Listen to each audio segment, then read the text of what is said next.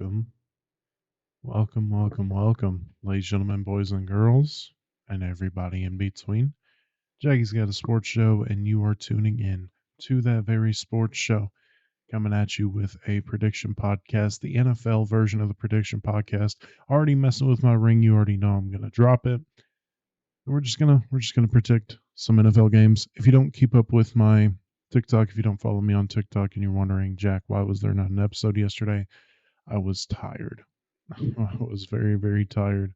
As y'all know, when I said at the beginning of the month, my schedule was about to be real crazy, real loaded.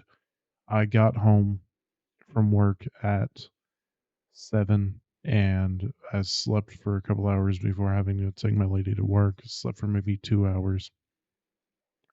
And I got back home and I just could not find the energy. I had a good podcast planned.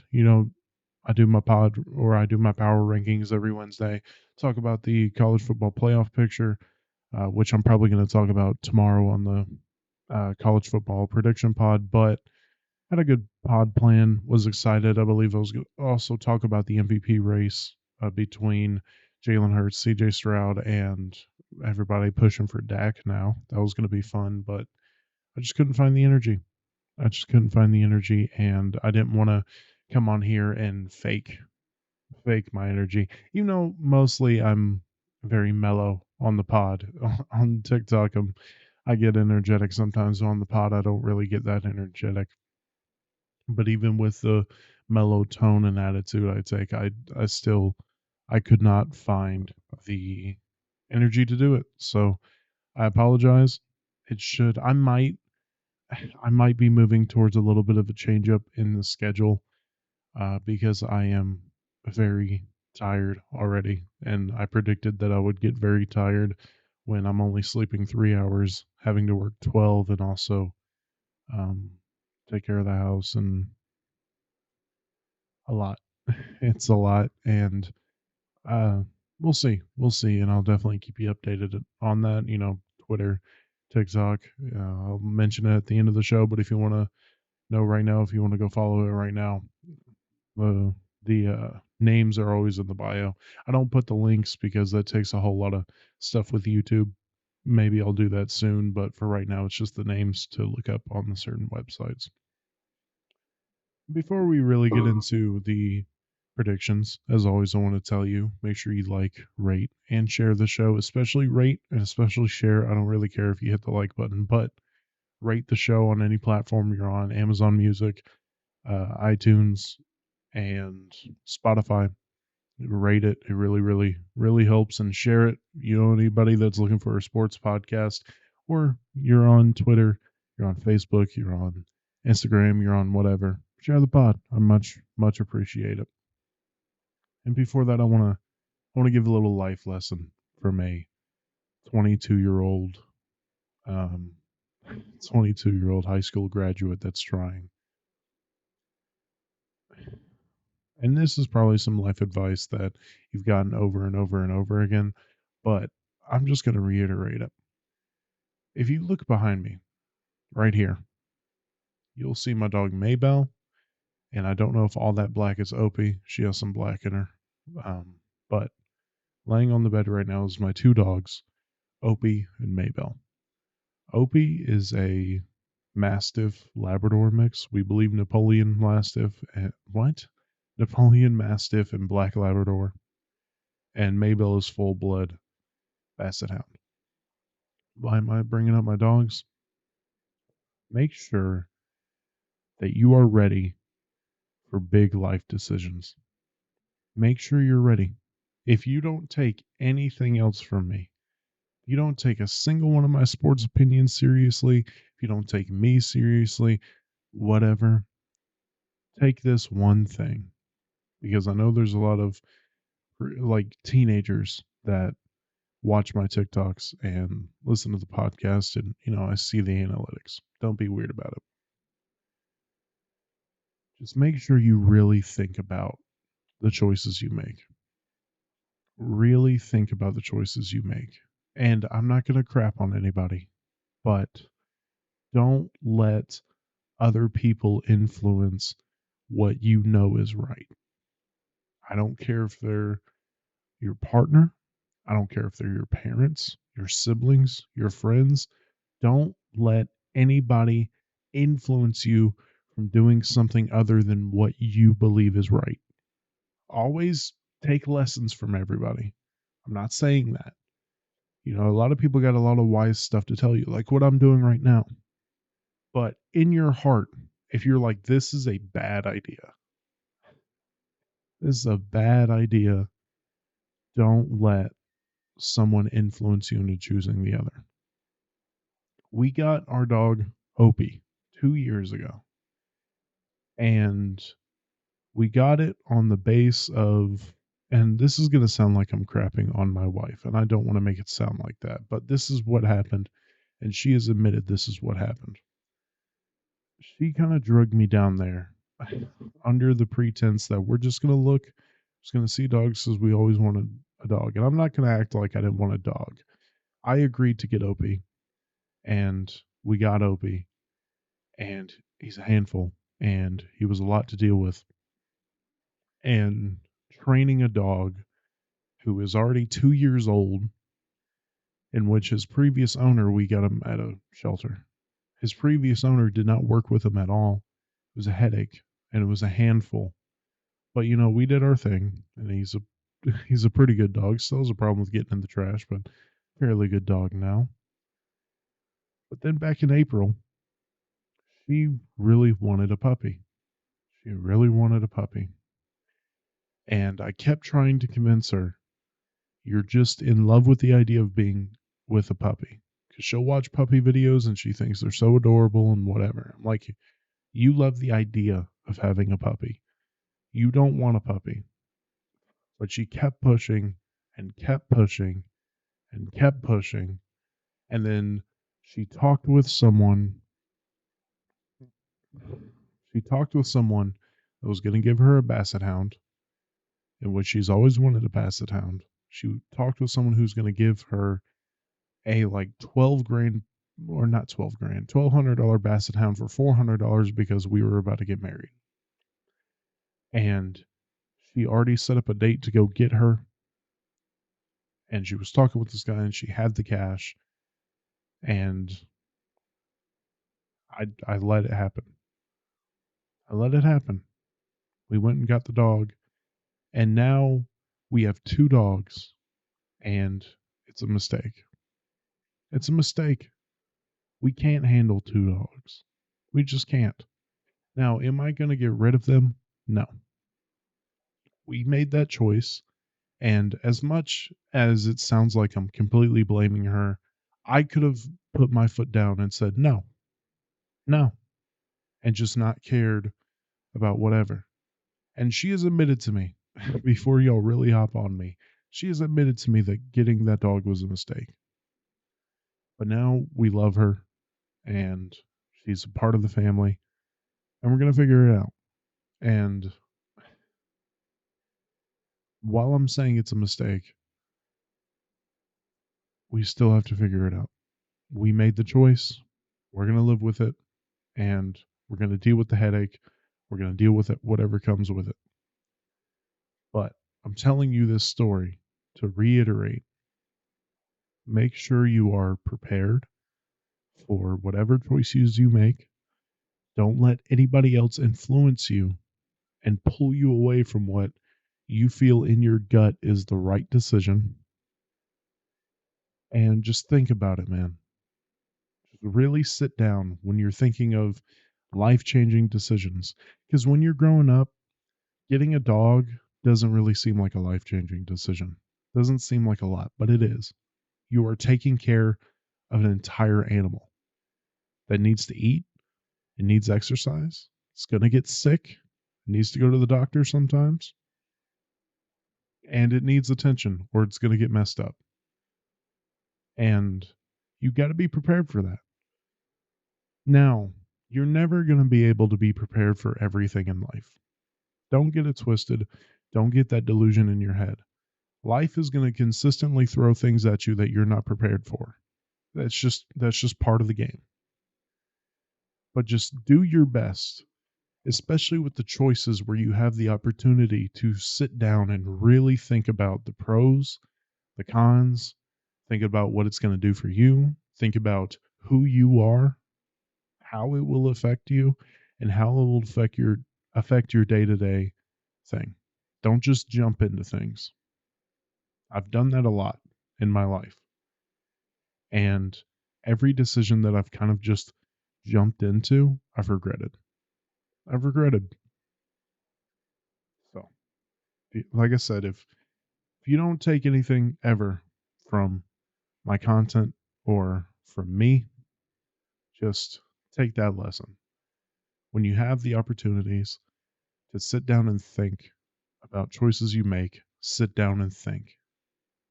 And if you come to a decision that the people around you don't feel is the right thing, and they try to push you into what they think is the right thing, stand your ground.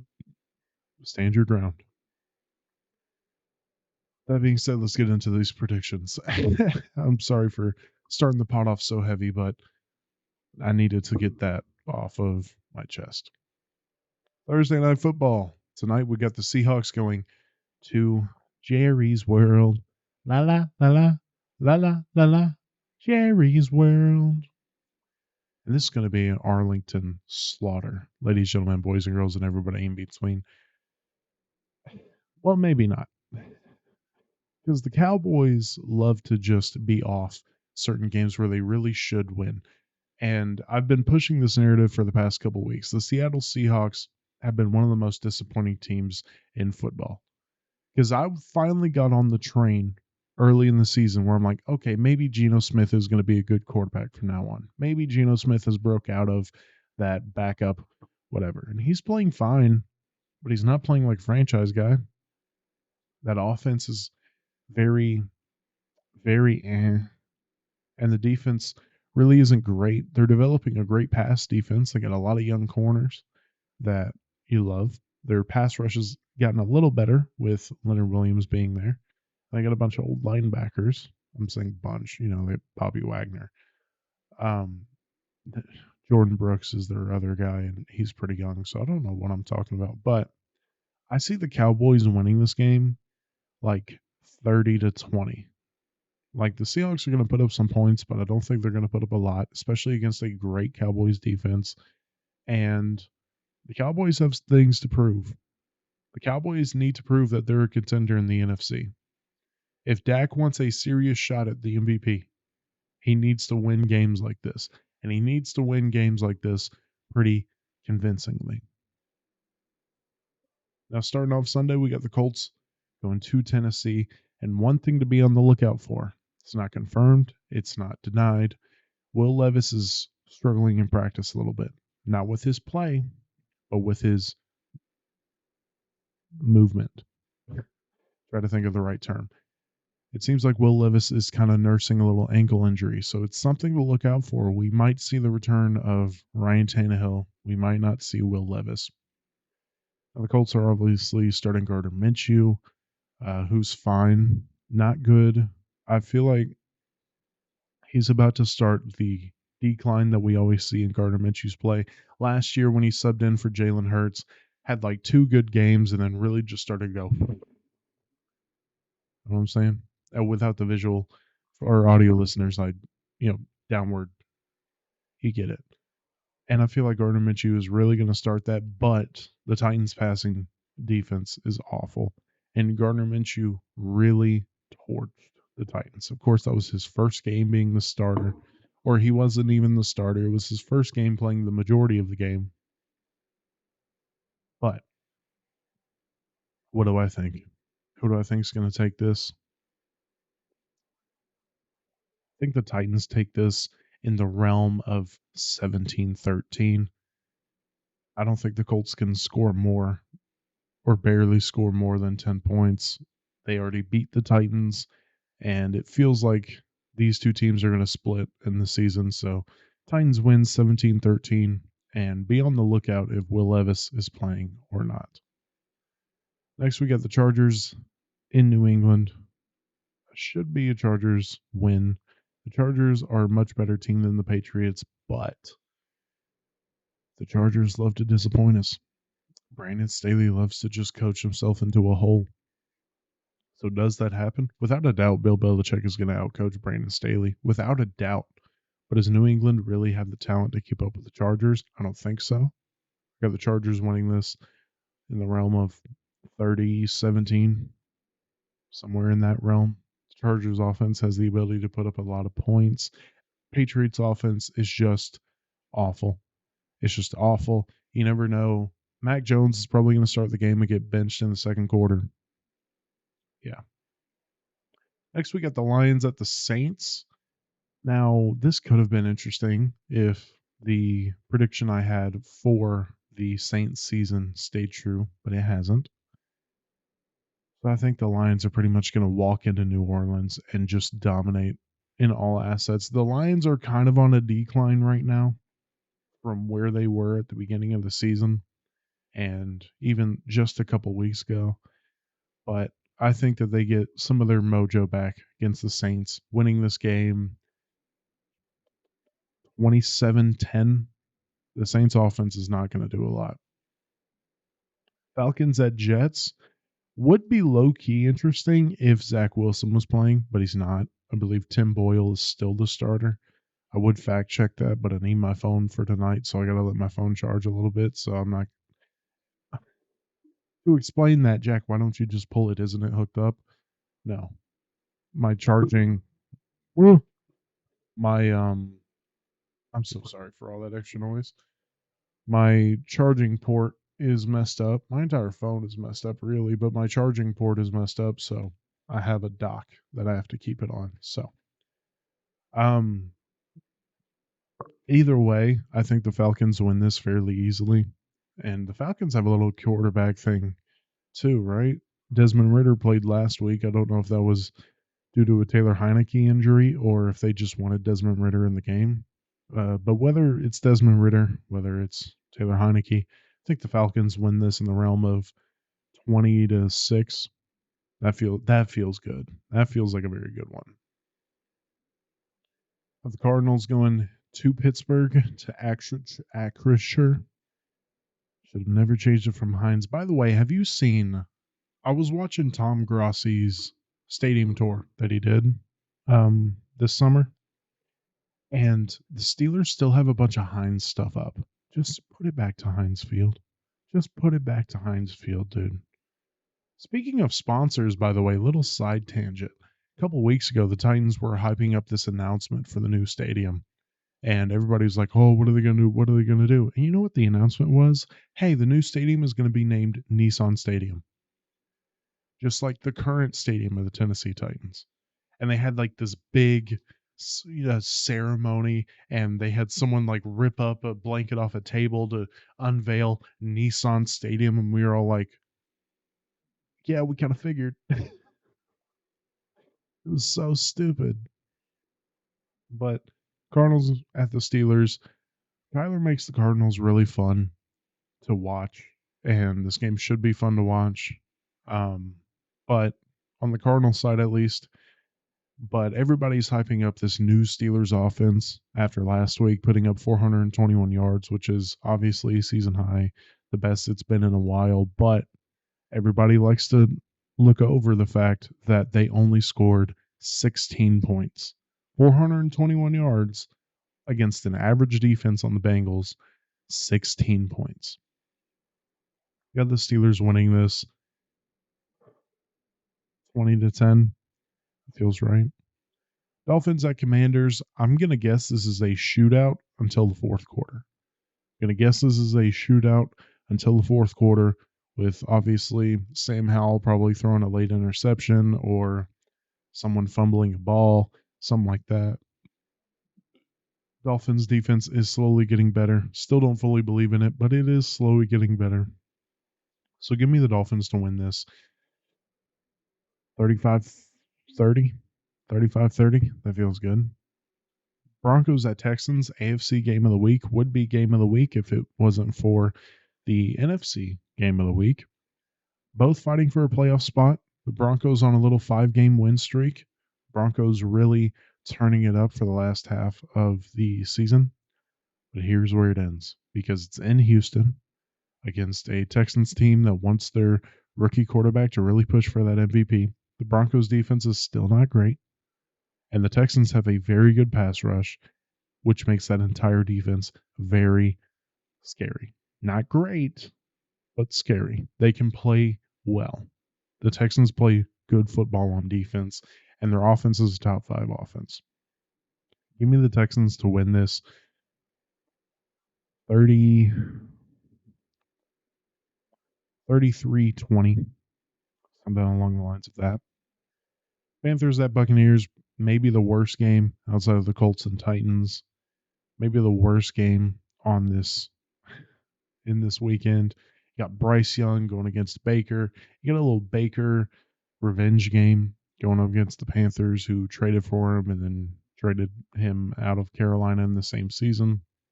Buccaneers should win this 20-13. 20-13 feels right. In Tampa, they are a better team. Even though they've slowly gotten worse over the season, they are a better team. Then we got the Browns at the Rams, and the Browns should handle this pretty fairly. Their offense plays good enough to score enough points to where their defense just suffocates an opponent. The Rams are bad enough to where I don't expect them to do a whole lot against that Browns defense. So I have the Browns winning this 23-10. That feels about right. 49ers at the Eagles. The obvious game of the week. The matchup everybody wants to see. NFC Championship rematch, and also maybe an NFC Championship preview with how everything is looking. 49ers getting hot again on a little win streak after dropping 3. They've really, really turned it up. And obviously the Eagles' best record in the league. Possible fraudulency alert. Possible frauds alert. And I'm going to keep saying that. If you watch the Eagles play football, and everybody says this, I've been saying this, I'm going to say it again. The Eagles are not a 10-1 football team. They're not good enough to be 10-1. They've gotten pretty lucky the entire season. You want to talk about referees? I know I don't like to blame referees, but there's no denying that they've been really helped out by referees. And they've been helped out by just playing opponents that play sloppy football. And even then, they've been barely escaping. They barely escaped the Patriots. They barely escaped the Vikings. So who do I think is going to win? I think the 49ers play phenomenal defense, and that's the big factor. They play phenomenal defense, and the Eagles turn the ball over. The Eagles do turn the ball over, and you do not want to turn the ball over against the 49ers. You just don't. They're not the Bills. They're not the Chiefs. They will take advantage of those, and they will not give up leads. That's the 49ers.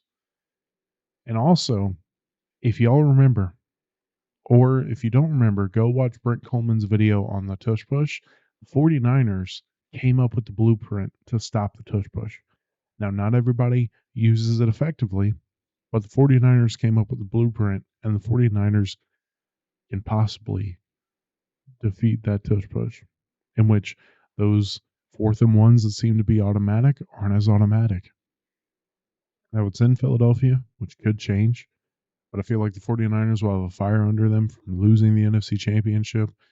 I still think the Eagles are fraudulent, so give me the 49ers to win this in a pretty defensive battle, somewhere along the lines of like 27-24. Brock Purdy leads the 49ers down late for a Jake Moody field goal. I believe that's the rookie kicker's name. But it's going to be a fun game. The two games to really watch. And what sucks is they're both on around the same time as the Broncos going to Houston and the 49ers going to Philadelphia. Let's move to Sunday Night Football. The Chiefs going to Lambeau to face the Green Bay Packers. Possible upset alert. Very, very possible upset alert. The Chiefs have not looked great. They play great defense, though, and they're facing a basically rookie quarterback in Jordan Love who hasn't really played great. He shows signs of playing great. He's had some games where you're like, okay, this kid's doing something. but he's had a lot of games where he's looked pretty ugly. And that Chiefs defense is a very good defense. That Kansas City Chiefs defense is a very good defense, and you're still playing Patrick Mahomes. You're still playing Andy Reid. I'm putting this game on upset alert. I'm not fully out on the Packers winning this game, but I still have the Chiefs winning this game 24-13. Monday Night Football, the Cincinnati Bengals going to Jacksonville, and this could have been so interesting if Joe Burrow was playing. This would have been really fun little national championship rematch between Joe Burrow and Trevor Lawrence. If you remember, the LSU beat Clemson in the national championship on that loaded LSU team and kept the Clemson Tigers from going back to back. But Joe Burrow is out. Jake Browning is in. I believe that's his name. Jake Browner, something like that. Which, by the way, I don't know if you've seen this. If you watch that kid warm up, he wears number 6. He wears number 6. And if you watch him warm up and you squint your eyes, you're like, it's Joe Burrow. Just warming up. If you watch him play on the field, you're like, oh, no, it's not. No, it's not. It's like his doppelganger. Jake Browner, whatever his name is. He's like Joe Burrow's stunt double. That's the most accurate thing I could probably say about this week. Jake Browning is Joe Burrow's stunt double. Which I guess basically, well, I guess he's the understudy. But all that to say, it could have been so interesting. It might still be interesting with how inconsistent the Jaguars are. But I think the Jaguars pull this out. The Jaguars like to play teams close before pulling away in the second half. So I'm going to guess it's going to be around 17-14 at halftime. And then the game's going to end with the Jaguars winning like 32-17. That's the show. That's my predictions.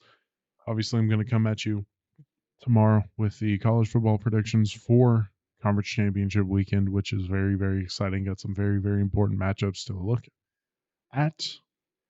Jackie's Sports Show. I much appreciate you turning in to the sports show. If you want to follow me on wherever, follow the Twitter at jjester615. Follow the podcast Twitter at Jackie's Show. That is 2 S's, 1 small, 1 big. And follow me on TikTok, Daily Sports Takes. Try to post 3, 4, 5 times a day on there, depending on how slow sports news is coming out or what skit ideas I think of or whatever. So follow that, Jackie Boy Sports. Questions, comments, concerns, whatever you want to do, email me, oldjackieboy1021 at gmail.com. That is OLE, JackieBoy1021 at gmail.com. If you need help spelling any of those, they're always in the description. Thank you for tuning in. I love you. I will see you tomorrow for the college football predictions and talking about what happened between the Seahawks and the Cowboys tonight. Peace, love, and pixie dust, y'all. I got to stop saying that. Copyright reasons,